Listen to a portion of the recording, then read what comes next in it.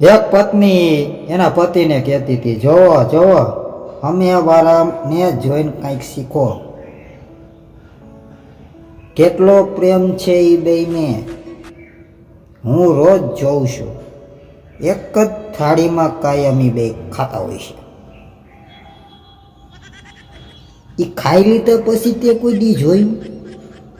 તો કે ના, એ ભાઈ એક જ થાળી વાટકો ને ચમચીન ગ્લાસ ધોતો હોય છે.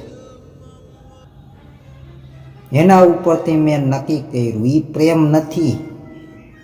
વાસણ જાજા ન ધોવા પડે ને એટલે એ એક થાળીમાં ખાય છે.